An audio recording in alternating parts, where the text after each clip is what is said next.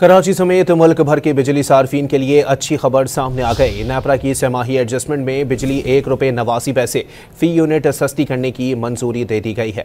आपको अपडेट कर रहे हैं, मुल्क भर के बिजली सार्फिन के लिए अच्छी खबर है। मजीद जानते हैं डॉन न्यूज़ के नुमाइंदे ताहिर शिरानी से। जी ताहिर, अपडेट कीजिएगा। जी, नेपरा ने गुज़श्ता माली साल की आखिरी छमाही एडजस्टमेंट अप्रैल ता जून 2025 का जो फैसला है वो वफाकी हुकूमत को भिजवा दिया है, जिसके तहत नेपरा ने छमाही एडजस्टमेंट में ₹1.89 फी यूनिट कमी की मंजूरी दी है।